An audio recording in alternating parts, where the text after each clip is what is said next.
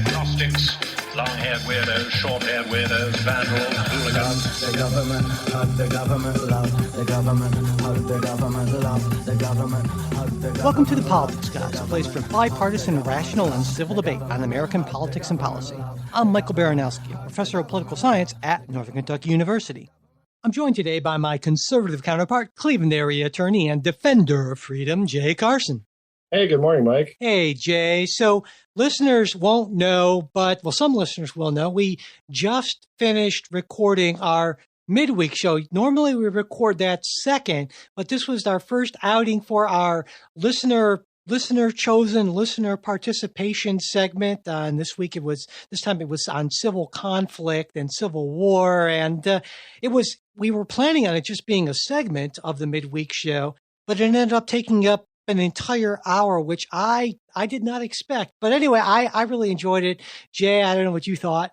I didn't know I thought I was supposed to keep talking. I didn't realize we just kept on going. But yeah, it was a lot of, we had a number of listeners join in. And so I think it was great. And we hope you do too. This experiment, we said we were going to do it at least once a month for our supporters at that $10 and above level. But I think it went well enough where we're hoping we could be able to do it more than once a month. And so yeah, anyway, so we've mentioned that, but no, it was fun. And I think we're going to try to figure out ways to get the listeners more involved in it. Absolutely. So, right. Cause that was, my issue was, I couldn't keep up with the comments.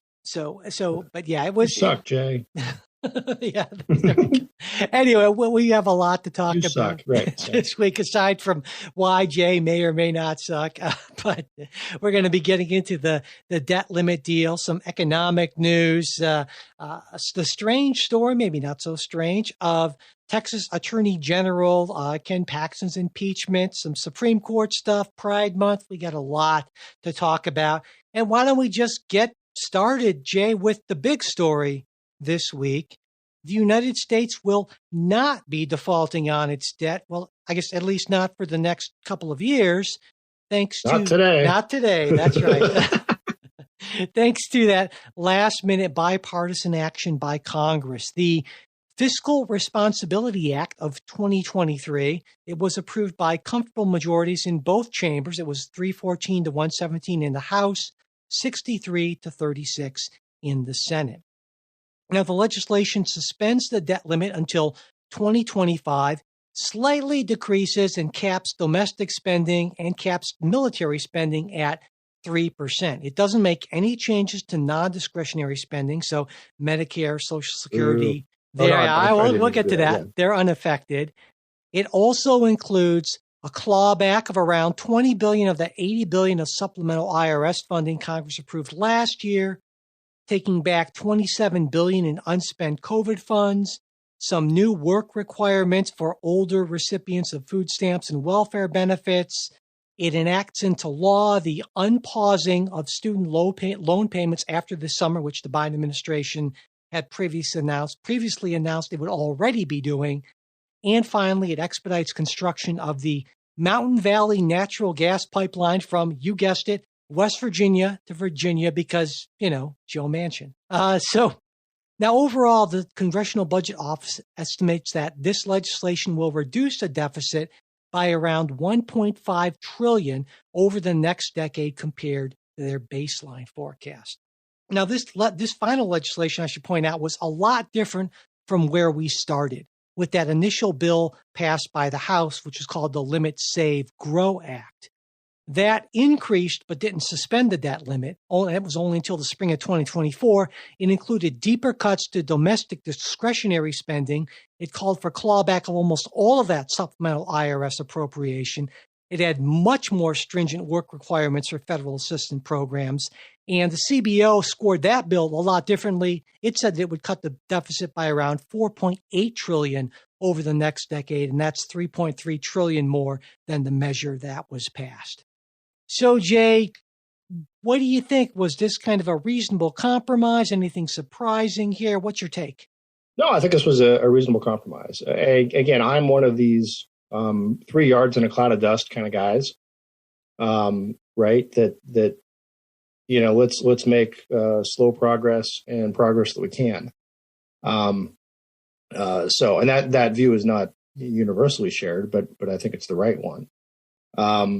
I think, much to everyone's surprise, Kevin McCarthy held everybody together, or enough people together, to get this done. And again, no one would have predicted this in January when he was on the trying to get elected speaker on whatever the 17th vote or whatever it was. So yeah, kudos to him. And I think you can say, Biden came in with the position of, I'm going to have a clean bill and we're not going to agree to anything. Well, he agreed to some stuff, which was kind of what we expected. So no, all things considered, would I rather have seen some other bigger concessions on spending? Sure, but no, this is, I think, a pretty good deal, and it's given the bargaining position that you have, it's maybe the best you can do. Yeah, I would agree, and I feel like, well, there's one school of thought that says the political losers here are the Freedom Caucus, and I understand that, but I sort of disagree with it. Now, that the bill that was initially passed by the House, as I mentioned, far more.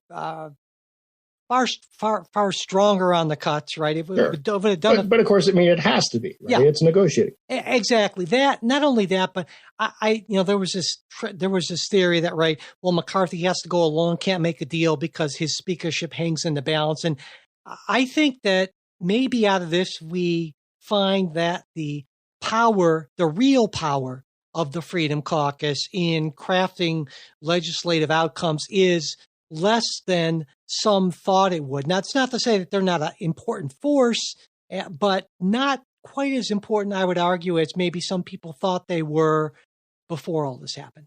What do you think? Well, it gives McCarthy the bad cop, right? Sort of there's the good cop, bad cop negotiation sort of strategy, and I think that's part of it. Is look, you don't want these nuts in charge. Look what they're trying to do, and I'm just trying to send off them, and I'll get the So I think that works. I think they played that role, well. And by saying played that role, I'm not saying there's anything disingenuous. I really think they all wanted the stuff that they were asking for. But I think there ought to be a reflection on the political reality that you're not getting. When you have a Democratic president and Democratic Senate. And you have a narrow majority in the House, you're not going to get everything you want. So no, it's good to have them out there arguing, expanding the Overton window, if you will, for what could be in the negotiations. And if those guys, if McCarthy's smart enough, which he was, he's able to come up with enough other votes to let those guys take a walk, so to speak.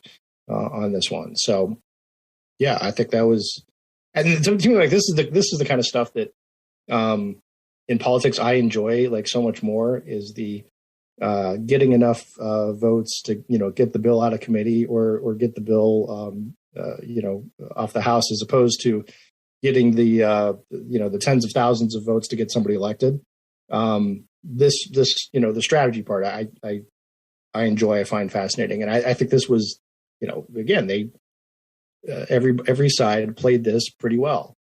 So, there was this, during the McCarthy speaker votes, there was this talk, right, about how this would essentially mean that McCarthy couldn't negotiate if he wanted, couldn't move to the center if he wanted to remain speaker. And they could call the question of leadership at any time. And yet, now you're more tuned into this stuff on the right than I am. I haven't heard anything about that yet, and I'm wondering if actually those folks on the far right are much more sort of strategically savvy and calculating than oftentimes is thought, because if there is no call for his speakership, then clearly then a lot of what they were doing was just essentially rhetorical and not maybe for fundraising and that sort of thing, but not really anything they intended to follow through on. At least that's my take.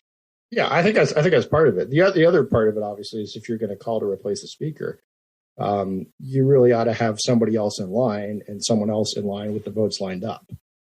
And clearly they don't have that. Yeah. Yeah. So yeah, I get it. It's, it's a threat, and there's going to be a couple who are going to grouch about, that, and that's fine. That gives them the cover they need. So, moving to kind of the larger issue here, if you take a look at what this actually does, to give you a sense, Bloomberg has a thing they call a debt sustainability model, and they look at the U.S. debt to GDP ratio over time. Now, they took a look at what this deal does to that. And they say, well, right now in 2022 is around 97%. By 2023, it's going to be 117%. That's with the deal. And this gets to something that you kind of interjected in the open is that, well, this is 3 yards in a cloud, or a yard and a half maybe in a cloud of dust. Because if we take a look at what was touched and what was saved, right, discretionary spending was the only thing that was focused on. And just to give folks a sense, in fiscal year 2022, we have 1.7 trillion in discretionary spending compared to 4.1 trillion in mandatory spending. But that's not really the best way to look at it, because if you assume that you don't really want to touch much or any of defense, which most folks on the right don't, well, because that's technically discretionary, that leaves you only around $900 billion out of a $5.8 trillion budget, roughly 15% of your budget. And there's no way you're cutting your way to sustainability if you're working with just 15% of your budget, unless you want to completely and utterly devastate those programs. Now, there was plenty of folks who would be okay with that, but it seems to me that that's maybe what you were reacting to in the opening. Yeah, no, and it's not, and I think if people are being realistic, one, realistic on the numbers, two, realistic on the politics. You have to say this took us this debt problem we have took us a long time to get into, albeit we got into a whole lot of it in the last couple of years, a whole lot more of it in the last couple of years. It's going to take a long time to get out of it, and it's sort of saying, listen, I got to lose 20 pounds. You might say, well, I'll quit eating for 3 weeks. Or you can say, well, you know what, I'll have a salad for lunch tomorrow. The salad for lunch is it going to change things dramatically? No, but it's a step in the right direction. Assuming you have the discipline to do that for lunch. Yeah. That's the problem, right? Right, but again, keep in mind, before there was there was no salad ever. Yeah, it was sort of like I'll take another double cheeseburger with extra bacon, please. That was sort of the mentality that nothing was ever cut, and there was always sort of the wailing and gnashing of teeth from the left, and as there was this time, of this is going to throw poor people out, and destitution and desolation everywhere if the government's held to 1% discretionary spending. So I think as those voices of doom tend to be proven wrong, people might realize, hey, you know what? Maybe we can take steps to start reducing our debt, reducing our deficit, preventing deficits that are not, end of the world injurious. But I think the larger point, and I agree, but this is more to stick with the salad analogy. This is more like saying, well, I'm still going to have the top sirloin, the loaded baked potato, and the bread platter, but take 2 croutons off of my salad. That's my plan. Well, that's in the end, and that's the larger point, is that unless you either increase revenues or get into defense as well as or mandatory spending, you don't really have a path to sustainability, I don't think. And for instance, if we take a look at on the left, a lot of what we want to do is on the tax side. And if we look at our biggest revenue sources, well, individual income taxes are roughly around 48% of revenues. And that's followed by Social Security and Medicare taxes around 32%. That's 80% right there. I mean, everything else, small potatoes. Corporate income taxes are third. That's only 9%. So basically, if we want to do anything on the taxation side, Well, that has to come from individual income taxes or doing something with Social Security and Medicare taxes. There's just no other way to really get the revenue increases that some on the left want without. It's the same, the same problem in reverse, right? And so I imagine you would agree with that. Well, mostly. Although here's the thing. There is, and you could try to the point that I don't know. I mean, there's probably some examples you could find, but when has the left ever said, "Look, let's really cut spending"? And it's just that's just not that the problem. And I've admitted this a number of times, even amongst Republicans, is that spending always increases. So if you even just doing a little bit to say we're going to stop making the problem worse, is a step in the right direction. Sure, but I think if people see that there can be electoral success in doing that, more will be encouraged to do it. Yeah, but again, number one, on the left never wants anything to be cut. I think there was an element in the left defense, I suppose. Yeah, exactly. So, and I think like total spending to be cut. But given that defense is over something like over half of all discretionary spending, that's not nothing. Now, I would disagree with probably all those cuts, or at least the more draconian elements of those cuts. But yeah, there are. But I think though there are ways to increase revenues that are not ruinous, in the same way that people on the right believe there are ways to cut spending that are not ruinous, right? Sure. Like, for instance, I think it would be reasonable to see that, because there's folks might not know, there's a cap on annual earnings that are subject to Social Security taxes, right? There's no cap for that on Medicare taxes. And so I think every year, or just about every year, that cap increases based on wage increases, average wage increases, that sort of thing. But like right now, it's $160,200, and after that, you don't pay any Social Security taxes. I would be okay with something like making it maybe $400,000 and indexing it based on that going forward, or even more radical, just to take it away altogether. Though I should point out the Medicare wage tax is a lot lower.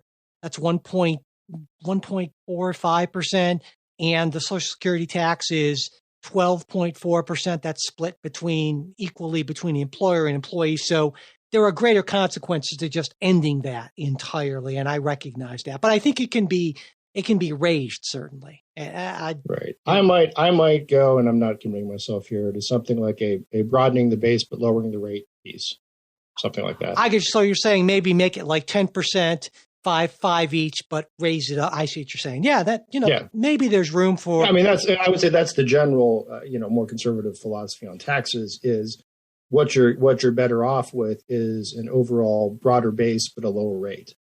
But I don't think anyone's hence, talking, like arguments for flat taxes and so forth. But nobody's talking about that. I mean, nobody. No. I'm saying it's the same sort of principle. Yeah. No. But I meant specifically that you end up generating more money from a broader base at a lower rate, because it's the rate and the incremental rate that can be the speed bump to growth and so forth.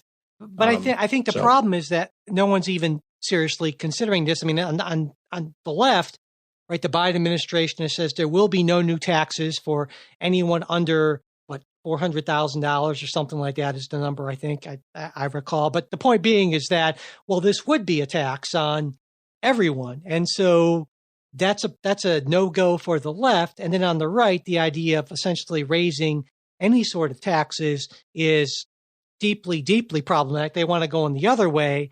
And yet we have this retirement program that is not sustainable in any model I've seen.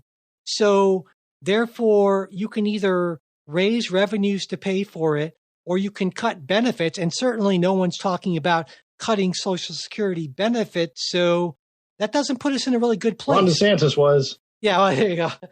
Trump will tell you. And all the commercials. Yeah, the Trump commercials. Yeah. But I think we both agree that that's just not long-term sustainable given the absolutely impact. Yeah. So, yeah. And keep in mind the other piece of just the way Social Security operates is that it's the giant Ponzi scheme. It's not actual money that's kept and saved and right. all There's that. no It's lockbox. money Yeah, taken from the next. Yeah. So there's a demographic challenge in there as well. When you have a larger, bigger bulge in the snake, so to speak. exactly, and which we're experiencing at this point and will be for a while now. So yeah.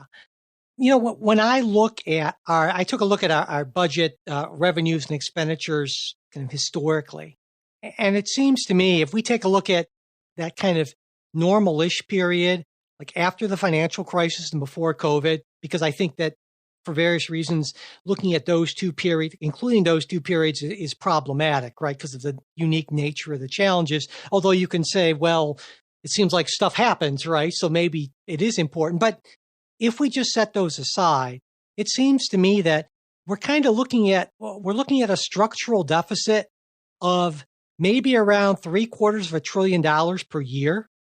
That's a pretty big structural deficit, right? It's a lot of money to make up, and you're not going to do that by removing a couple of croutons from your salad. And I thought about, well, what would be a way to do that? And I'm going to run my rough plan by you. And okay, go. You'll tell me the things you hate the most. Okay. Start with, and this comes from Bernie Sanders, I think originally maybe, but off to a good start. A Wall Street trade tax. That's like a 0.01% tax on trades. Now, we actually used to have something like this from, I believe, like 1914 through the 1960s. So this isn't a new idea, right? I would like to see a modest wealth tax. I'd like to see as well a modest carbon tax that also includes refundable tax credits for people at lower incomes. So that's sort of the basic elements of my less radical plan. And I'm sure that you don't even like my less radical plan. That's my less radical plan. Yeah, I thought I'd start with that. No, my issue with the trade tax is it increases cost. On the one hand, we're sort of telling America, and not that it's not true, that Social Security might not be here for you, which ought to be in a spur to put more money into your private investments. And then we're going to tax those private investments further. I think that's a bad idea. I think what you want is to have more people, more trading, or more free movement of capital. I think that's better all the way around. On a wealth tax, I think the bigger issue there is setting aside the policy. I think you got to get around the constitutional problem of it. Right. And there are, putting that aside, I think we talked about that. It's been a while now, but there are potentially ways that you could structure it that it would not be technically a wealth tax. But yeah, you're right. There would be challenges. There are going to be constitutional Yes. challenges regardless of how you do it. Exactly. The other piece of the wealth tax is wealthy people a lot of times are wealthy because they're smart. Or sometimes not, but okay, yeah, but go ahead. Sorry. Or sometimes not. No, but here's the thing. Even if they're not smart, they have the money to hire smart people who can help them avoid that sort of thing. So if you're saying, look, I don't want to get hit with the wealth tax, there may well be some, creative estate planning ways and gifting ways and, that sort of thing to reduce your liability for any wealth tax, assuming one would be constitutional. Let me say, before we go on to the carbon tax, I want to say that at one level, I agree with you because it's indisputably true that if you tax something, you tend to get less of it because taxing puts in place, right, a barrier to something. It increases cost. Literally, it increases the cost of something. And if you increase the cost of something, you're going to get less of it. So on that, and you're also going to get people who put more efforts into finding ways to avoid paying those increased costs, tax avoidance, tax evasion, whatever. So I totally agree with you. Someone could well say I've got, a couple $1 billion and I'm getting towards the end of my life. I could very well say something like, hey, um, maybe I'll just give a whole chunk of money to charity because I'd rather give it away and have someone else do it than have the government take it. But so I agree with you on that, but I think you'll also agree with me that that doesn't mean that that there should be no taxes on anything, right? But even though if there were no taxes on anything, that would dramatically increase activity because those extra costs would be zero, right? The logic still follows. You're not saying that there should be no personal income tax, no corporate income tax, no sales tax. You're right. Just to be clear, just for a starting point, you would not. I think so. I mean, right. I'm not saying everything should be zero. Although I think there certainly could be taxes that could be eliminated. There are a number of states that don't have a personal income tax that do fine. Right. But my point is that yes, you are right in your arguments that increasing taxes has some negative consequences. But I am also right in that having taxes at a certain level has some very positive consequences. And I'm just saying, I'm hoping the price we pay for civilization, as Oliver Wendell Holmes said, right? Yeah, and you wouldn't disagree with that, right? So I get that. And that's what I'm saying is that, well, what we're disagreeing on then really isn't the idea of taxes. We're both, and this is going to pain you, we're both for taxes. It's just a matter of degree.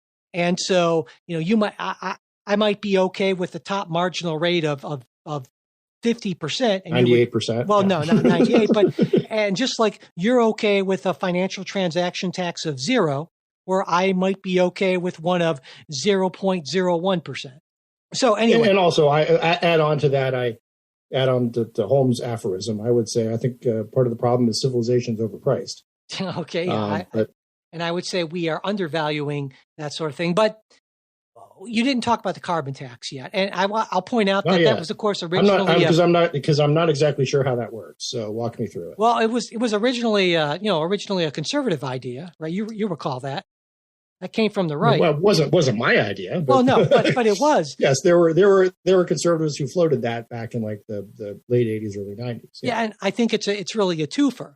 If you tax carbon at a certain level, you not only get increased revenue, but you get ideally more of an incentive to move away from fossil fuels. So it's an environmental win as well. Right. And so that's and with that, I presume there'd also be the idea of you could trade the carbon credits and so forth. Yeah, I would, and that was generally part of all the conservative ideas. Right. So the idea that there would be a market for carbon tax credits. Exactly. So if you did something good by not generating a lot of carbon, you would get credits that you could then sort of transfer to someone who was bad. And so there'd be an overall level that was allowed, and then it would just kind of work based on, exactly the number of, So the overall pollution carbon level would go down gradually over time, but that would work through essentially market mechanisms. And so you like market mechanisms. I do. I love them, Mike. No, I think that's good. Although you have to say that it's something else when the government sort of intervenes to create the market in the first place. But right? Governments always do that. You wouldn't need a market for this. It's sort of like tax preparers, right? You can say there's a great market for tax preparers, but that's only because the government made taxes so complicated. And in the end, you are a more efficient economy would have less complicated taxes and wouldn't have a need for a market for tax preparers who would go on and do something else that would be even more beneficial to the economy. So kind of like nothing against tax preparers. No, but just like a more efficient, less complicated legal system would eliminate the need for a lot of attorneys. Yes, absolutely. So I would agree with you 100%. Yeah. Okay. So that's my less radical proposal.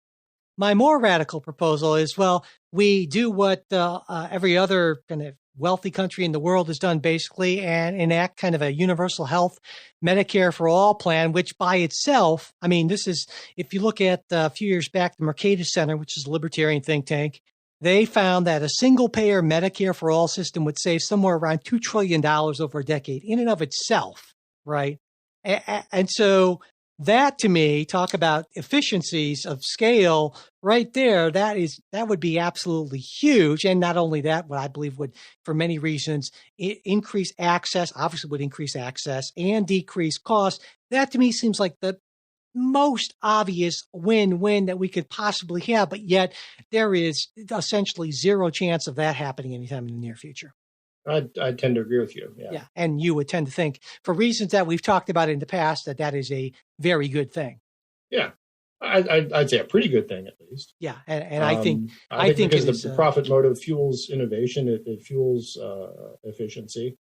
And I think gives us a overall higher quality of healthcare. And whereas I think one of the great shame, if there is a great shame of the United States in 2023, is its healthcare system. But we have had that conversation before. Anyway, any other thoughts before we move on the debt limit, the debt ceiling deal? No, I don't think so. You don't have a third, even more radical plan? Yeah. Socialism now. No, I'm stopping with socializing the medicine. So there we go. All right. Okay. Okay, well, let's move on. Actually, I feel like the debt limit deal was good news. And Jay, this is going to be kind of radical, but could we do 2 good news stories in a row? Maybe. Let's try it out. So here we go. Here's my take. The U.S. economy, the Labor Department released a May jobs report just, I think, yesterday. We added 339,000 jobs. May of 2023 is the 29th straight month of employment increases. And now the unemployment rate did rise. It rose. It's gone up, man, but only to 3.7. That's from 3.4% in April. And that's still like historic low territory. And the point is, why I think it's good news is this comes despite the fact that I think the last 10 times the Fed it's hiked rates. This started in the spring of 2022. And so the federal funds rate, which was essentially zero, is now at the 5 to 5.2% band. And of course, that was in response to some really serious inflation. It peaked around 9.1% in June of 2022, but it has been steadily decreasing ever since then. Now it's just under 5%. Hey, that's certainly well over our long-term average of just over 3%. It's well over the Fed's 2% target, but it's definitely much lower and going in the right direction. And what I'll call the resilience of the U.S. economy, it surprised plenty of folks, including us. Back in January, we did a prediction show for the upcoming year. Jay, you said, I think we'll enter a mild recession within the next quarter. I didn't disagree with you on that. I said that seems like a reasonable prediction. Most economists agreed. It seemed difficult, I think, for us to imagine that the Fed could do enough to really put a lid on inflation without there being at least a mild recession. In fact, the Conference Board, which is this independent group of economists, as recently as April, they predicted a 99% chance of a recession in the next year. That's even smarter people than us. Slightly, yeah. And they said that even though in their report, they said, hey, U.S. GDP growth defied expectations in late 2022. Early 2023 data has shown unexpected strength. There's been better than expected consumer spending recently. So it seems weird to us, but we're sticking with our prediction, basically. Now I should point out also there's been throughout this period, one kind of significant departure from this conventional wisdom. It comes from Goldman Sachs.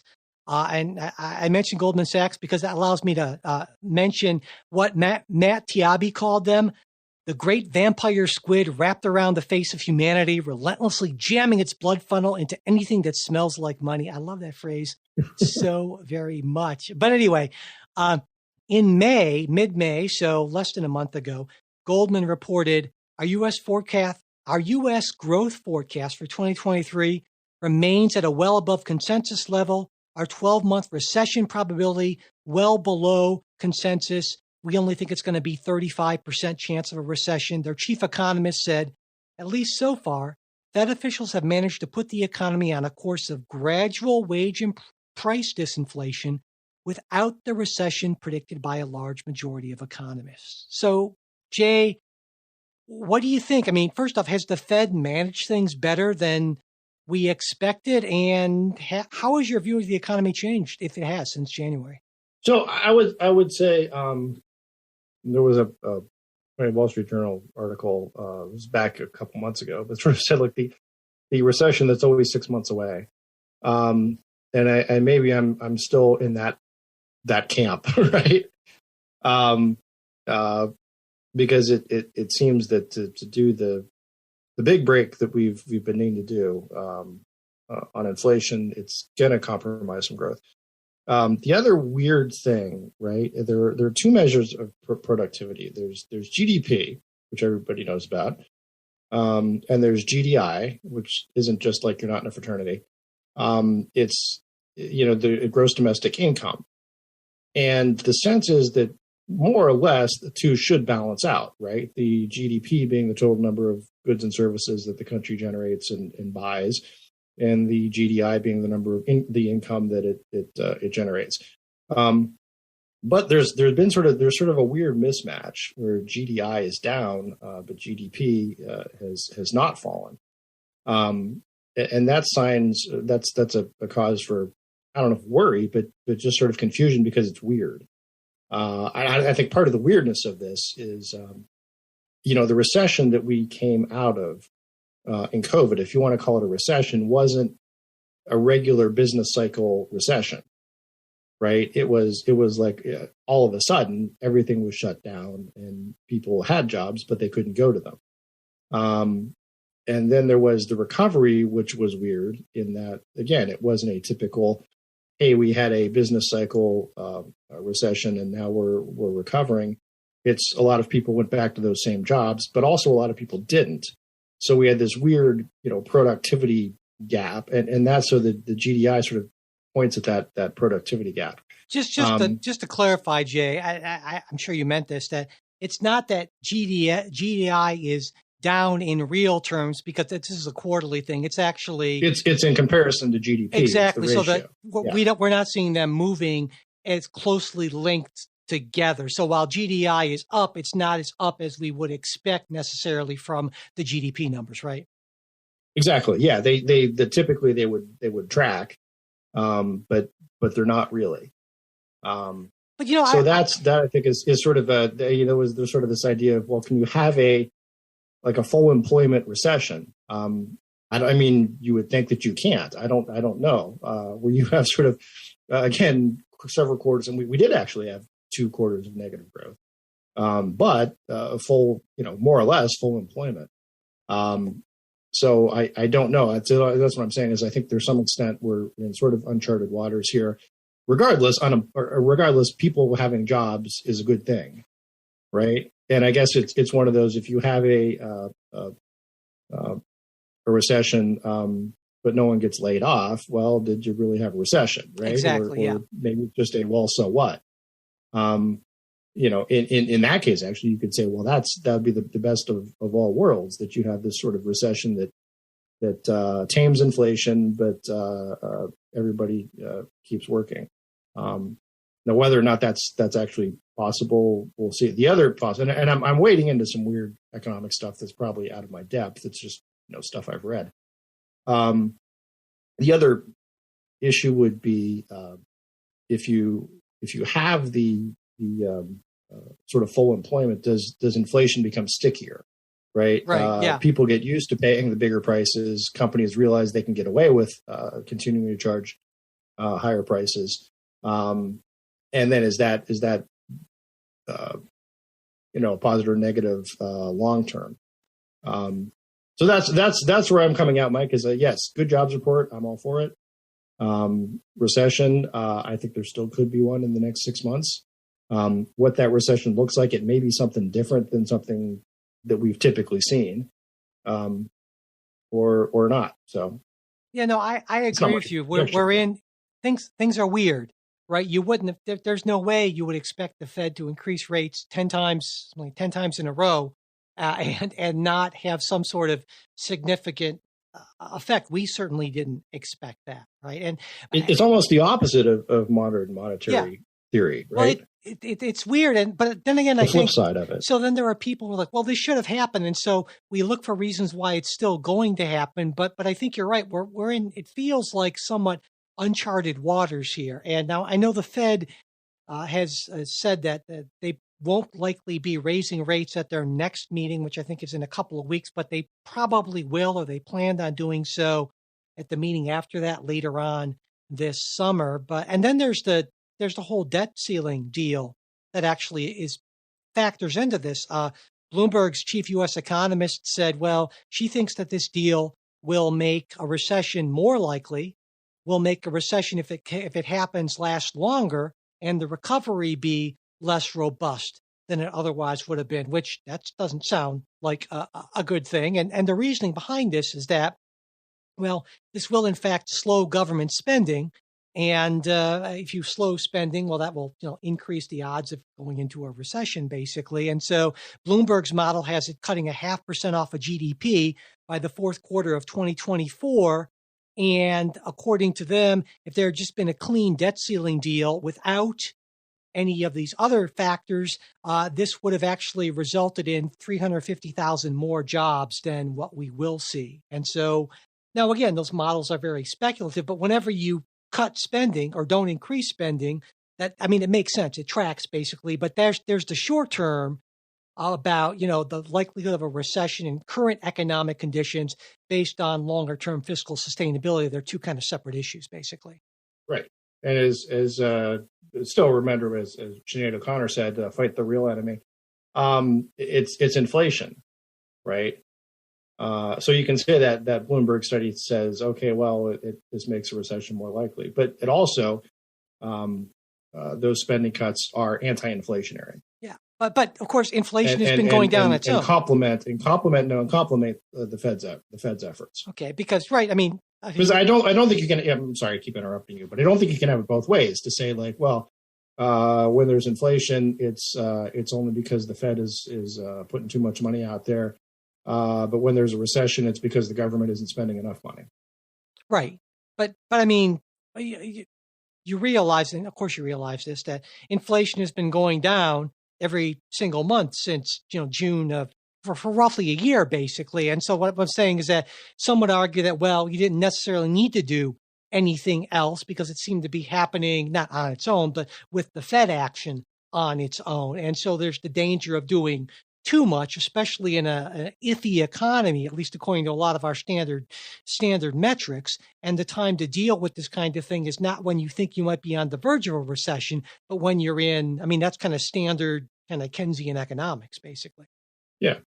But it's also, that would say that you have to understand there is still a long-term debt problem that we have to deal with. Yeah, absolutely. And you and I agree on that. Yeah, for sure.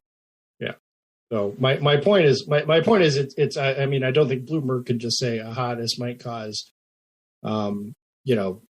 yeah. No, basically though, what they do in those models is they say, well, here are all our suppositions, and we plug this in, and then when we change this variable, here's what we get differently. And those models they're certainly not fortune teller predictions of the future. They're just the best things that economists can try to do to model the near future in a highly uncertain, very complex world.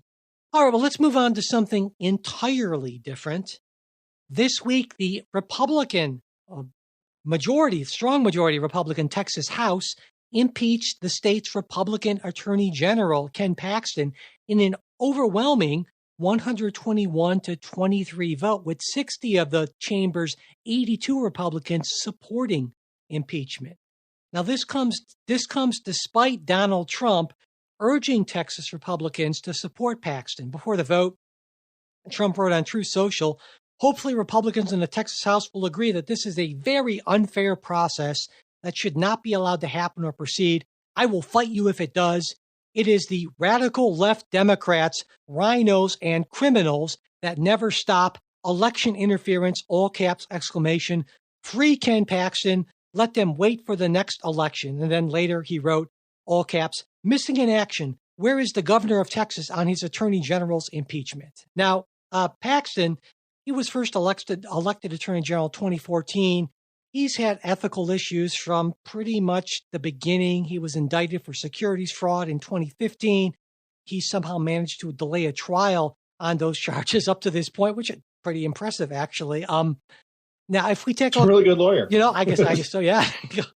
There were 20 articles of impeachment against him. Actually, I mean, I take the main part. I would also say he took some really pretty, what we would call in the profession, crazy ass positions. Yeah, well, it seemed to have worked so far, right? I mean, but if we look more recently at these 20 articles of impeachment, they include multiple counts of disregard of official duty, misapplication of public resources, constitutional bribery, including employment of his mistress. There's so nice to add in that. Obstruction of justice, false statements in official records, conspiracy, dereliction of duty, abuse of public trust, and we'll throw in unfitness for office. Now, Paxton, of course, has been a strong supporter of Donald Trump. That included, Jay, you'll remember this, he filed as Texas Attorney General that bizarre Texas lawsuit that tried to invalidate election results in other states. Pennsylvania. Yeah. Yes, that was one of the positions I was referring to. Yeah, that was a weird one. And but Paxton won the Republican primary to retain his office in 2022 after most of this was out.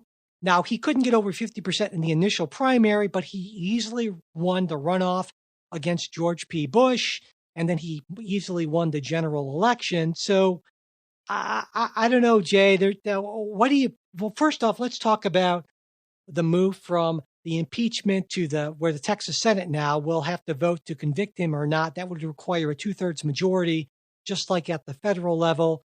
Do you think that the Texas Senate convicts the Attorney General there? So I'll start with the caveat that I don't know enough about Texas internal politics to really make a qualify. You know what I mean? To really say, oh, I know how they're gonna vote. My sense is, just from again the outside stuff that I read, is that there would be enough votes there to impeach him. We'll see. There's a whole lot of stuff going on. And this is more than just I don't think you can say this is just the political witch hunt sort of thing. There's smoke and there is some fire.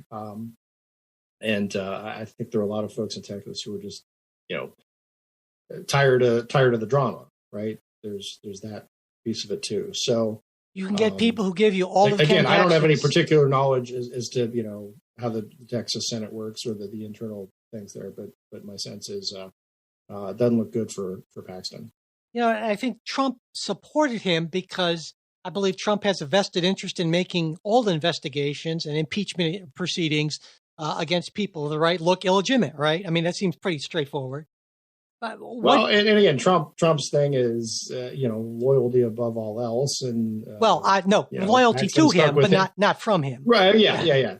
But yeah, Paxton's stuck with Trump, so he will. Stick with Paxton. See, I don't think loyalty is until let's put it this way, until he's impeached or until he's convicted. Well, no, even if he's convicted, because I don't think I buy your loyalty argument in one sense. Trump believes that everyone should have not loyalty but fealty toward him, but I don't think he believes at all that he owes anyone any kind of loyalty on his part. That's just not how his mind works.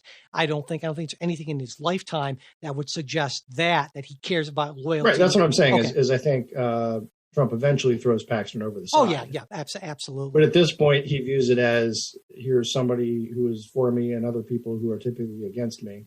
But what do you think of the fact that despite that, 60 of the 82 Republicans, that's a huge majority in that chamber, and Texas is a very, very, that's a very Republican state, and yet 60 out of those 82, they're not just Republicans, they're Texas Republicans. Yeah, exactly. There you go. They ignored Donald Trump, right? And what do you make of that? What is that? Does that tell you anything about Donald Trump? Well, it tells me a lot about Texas Republicans. Okay, right? What does it tell you? They're looking at this and they're saying, no, look. The evidence, we can be conservatives all hell, but there's a whole lot of evidence pointing to Paxton being a crook, and Donald, loyalty or appreciation for or warm feelings towards Donald Trump is not going to change that. Yeah, when I read the various comments on the right about this, not just from Trump, because Trump being Trump isn't necessarily representative of anything, right? Ted Cruz, the Texas senator, wrote, what is happening to Ken Paxton is a travesty. For the last 9 years, Ken has been the strongest conservative AG in the country, bar none.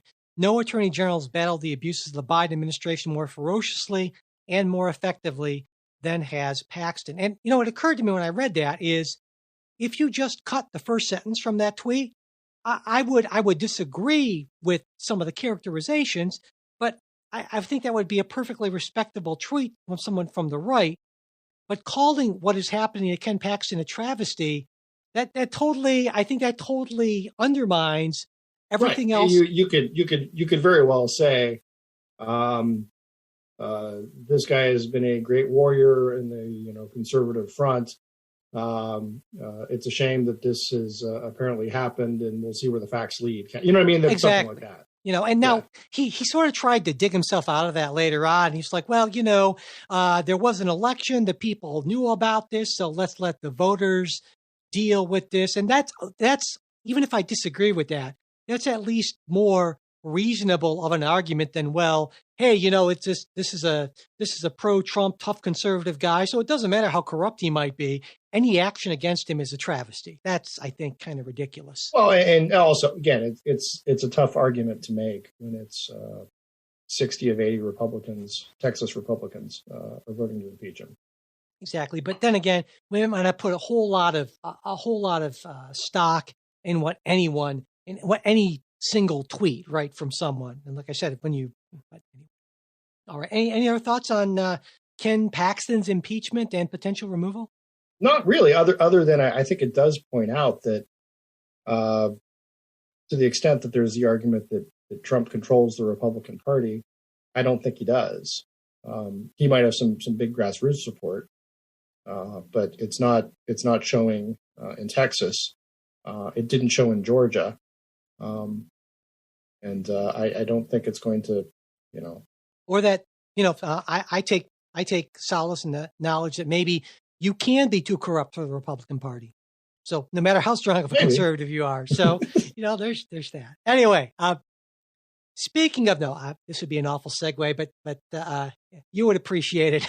Speaking of corruption, let's talk about the Supreme Court. Did you like that? Oh, sorry. Oh, no. Yeah, I see what you did there. Yeah. Yeah. Anyway, so I do want to talk about this, though. There were, we talked about the Supreme Court and the allegations about Justice Thomas and all that sort of stuff. But listeners will recall that after all that, or this spring, Chief Justice Roberts sent a statement on ethics to the Senate Judiciary Committee, and it was signed by all of the justices. And among the things in the statement, Roberts said, well, in recent years, there have been around 200 recusals per year at the cert stage, a few at the merit stage. And while in many cases the reasons are pretty obvious, under these new guidelines, and I quote, a justice also may provide an extended explanation for any decision to recuse or not recuse. And this was signed by all of the justices, basically saying, yeah, we agree with this. Now, late last month, Justice Kagan became the first justice to follow that guideline in a sense, because there was an order denying a petition for a rehearing in the case Howland versus Florida. And in that order, it was noted that Justice Kagan took no part in the consideration or decision of this petition, and this was followed by a citation of the federal statutes that govern recusal for lower court judges in prior government employment. And the reason for this, she had represented somebody when she was she was Solicitor General, and when this because Howland's been on the death row for a while, basically, I think it's the thing. So now, according to the group Fix the Court, this is the first time in over a century, maybe the first time ever, that the court has included a recusal explanation in its orders list. Now, I guess they would maybe not know forever because there are a lot of orders lists, and my God, they are dull as dishwater to read through. But anyway, right. Now more recently, Justice Alito decided not to follow Justice Kagan's lead. In the court's order list for May 30th, Justice Alito did recuse himself from a case. It was BG Gulf Coast versus Sabine Natchez. But this was done without explanation, though if you kind of take a look at, dig through the data, it's maybe because Alito holds stock in Phillips 66, according to his financial disclosure form, and they're a party to the case. But that wasn't mentioned in the order. So I guess, Jay, what I'm wondering is, do you think that Alito should have done what Kagan did and possibly started a trend toward at least somewhat slightly greater transparency regarding recusal? What do you think? Yeah, no, I think it's fine. Again, to some extent, I think that the less judges talk, the stuff that's not on the record, the better, right? Look, he recused himself. That should be fine. I'm not sure as far as, Kagan's recusal. Again, if there's just the citation that, this is why. I don't know. I suppose. I see. To me, I understand what you're saying, and I should point out that this was not an extended explanation on Kagan's case, right? It was like 2 lines. It was here's the citation, and yeah, you had to know why it was you had to take an extra step. Yeah, in fact, to connect the dots. Although most people reading this, again, I connected the dots instantaneously, Mike. Yeah, well, of course, yeah. See, I would argue that I would have liked to have seen Justice Kagan do more. For instance, I would say real transparency would have been not just citing statutes, but more of and it's fine to have them at the end. They're judges, you got to have that reference, but something like Justice Kagan served as U.S. Solicitor General when this applicant filed a previous petition, which he views as a conflict under blah, blah, blah statute, that sort of thing. And that would have been, it seems to me that takes almost nothing. It's basically just making slightly clearer what you can figure out, what court watchers can figure out. Anyway, it's just like a nod, the tiniest little no-effort nod. Justice Alito could have done the same thing. Justice Alito recuses himself because of a financial interest in Phillips 66, a party of the case under blah, blah, blah. It would take almost nothing. Here's my concern, is that if the court is not willing to do something that I can't think of anything more minimal that's a move in the area of transparency. It requires almost nothing of the justices. And what this tells me is, or what this suggests to me, it doesn't tell me, what it suggests to me is that they don't think there's a problem. They don't think there's a problem with transparency. They don't think there's a problem with ethics. They just think there's this little brouhaha that they can just basically ignore because they're the Supreme Court. And that really bothers me. What's your reaction to that? I'm not clear why it bothers you so much. Seriously, I'm honestly kind of perplexed because to me it seems like, Alito did the right thing. Kagan did the right thing. Well, I guess it's because of legitimacy. What are we? It's because of perceived legitimacy. There is no question. I don't think any reasonable person could say that the court is not facing at least a mild crisis of legitimacy. And given that large numbers of Americans have lost faith, have lost trust in the court, and part of the reason why is they feel there should be more transparency. If the court has an opportunity to do something at essentially no cost to itself, that might be at least some little nod towards saying like, hey, we care about our perceived legitimacy. That tells me that the court doesn't care about perceived legitimacy. And they're saying, you know what? The problem, American public, is not with us. It's with you. And whenever any of our government officials say, hey, people in the American public, the problem is you, not us, your public servants, right there, that sets up a huge red flag. And I think it would for any true small government conservative. No, so I think the way I look at this is they're preserving the sort of the dignity of the court to not get into the mud on this sort of thing, right? Do you think, Elizabeth, do you think somehow Sheldon Whitehouse would accept? And I haven't read what he's said about this, but judging what you're saying about Alito, that it was not enough, or with Kagan it was not enough. Do we put these extra? Can the legislature or the public just through causing this commotion or creating a crisis of legitimacy, so to speak, make the court do stuff that it doesn't have to do, shouldn't have to do? I think you uphold the dignity of the court by saying we have these rules. We made public what those rules are. Here we are following the rules. And now you want us to explain why we're following the rules. I think that's an invitation to a slippery slope, and it is sort of this. And no, but hear me out, right? Because here's the exact thing is, a couple weeks ago it was this. Oh my gosh, justices don't have to recuse themselves, and they get to be their own judge of whether or not they recuse themselves, which is, of course, as old as the law, right? That's nothing new.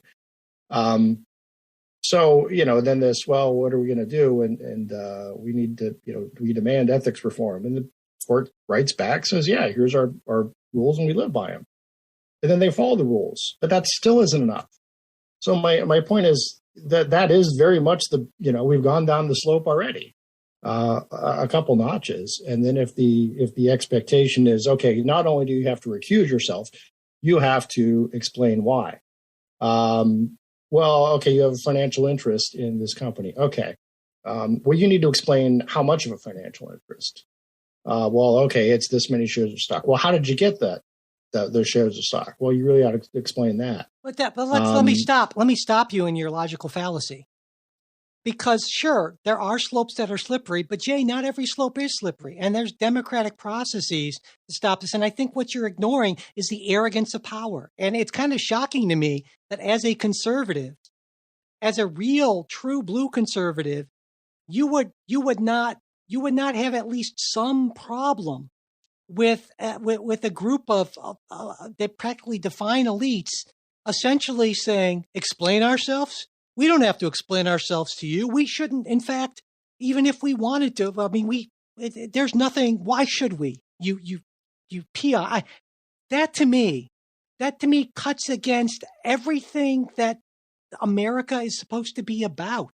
I find it repugnant. Not that I'm not saying that we can force the Supreme Court. We can force lower courts. There are judicial ethics standards, right? But the idea that the court would be either so blind or so arrogant. I don't think the court's corrupt. We've talked about this, but they would be so blind or so arrogant to think that they don't owe anyone an explanation because, of course, our own virtue is protection enough. We know we are making the right decisions for the right reasons because we are the court. That makes me ill. That's the kind of stuff that we moved away from. I'm not sure what I can prescribe for that. I don't. Other than to say the judiciary is not and was never intended to be a populist representative institution. It was supposed to be counter-democratic, and it is. And I think when you start getting into the judiciary being quote unquote responsive to democratic calls for whatever. It erodes its own power. I think that's the problem, and I think that's what they're guarding against. I mean, and again, keep in mind, the court does it is in a weird way the only body of government that does have to give a reason for what it does. It writes actual opinions. Yeah. I mean, when somebody votes on something on Congress, they can vote, they can make a speech or not make a speech or whatever. But the courts actually are required to exercise reason, write an opinion, and show their work. Again, this is not something that there's no historical precedent for justices or courts sort of explaining why they recuse themselves.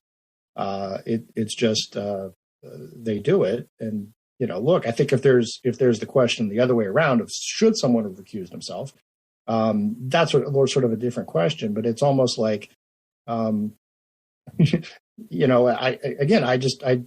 to me, so the Kagan thing, that's just an absolute no brainer, right? That's like an automatic that, and everybody knows that.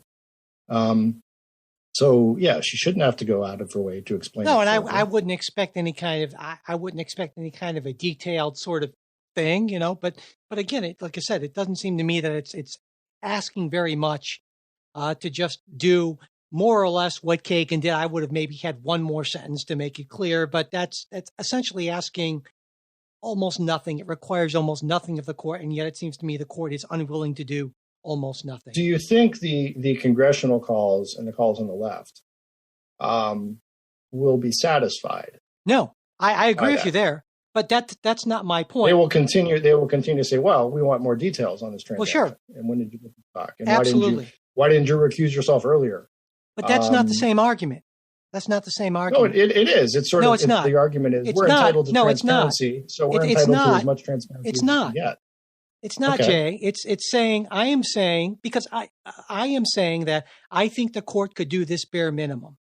I am not saying that, therefore, the court should do whatever liberals, right, because it's coming from the left wants it to do.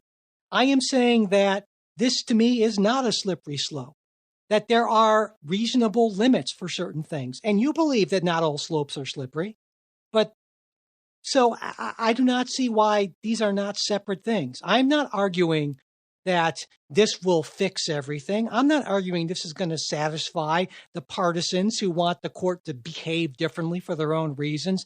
I am arguing about what I believe to be reasonable and right and proper. And that's a different argument. That's all I'm saying. Well, I think there's nothing unreasonable or improper about the way they've recused themselves. This is the way recusals have always been handled forever and ever. That's what sort of stuns me why I say slippery slope, because, well, these concerns are just coming up now. As it turns out, there are some decisions that those on the left don't like, and they have very much an interest in trashing the reputation of the court. Yes, but also there have and this been. is going to be just stop, part of that stop. because you can always ask more questions, and at some point when the court stops answering, the thing is, well, what are they hiding?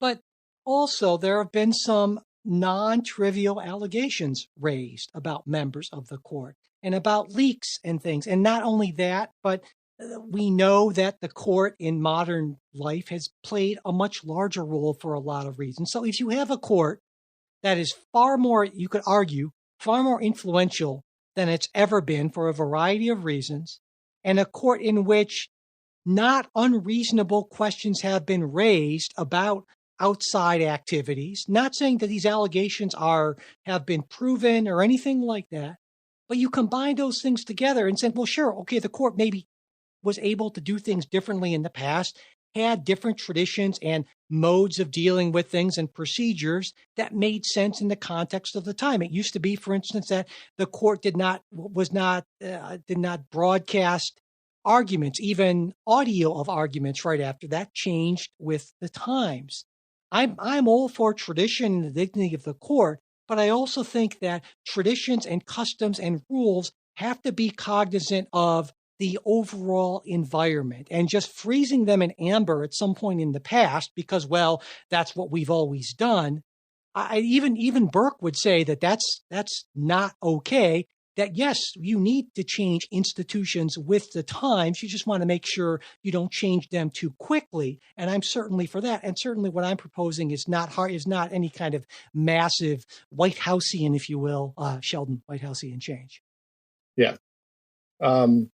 What information should be included in the recusal statement?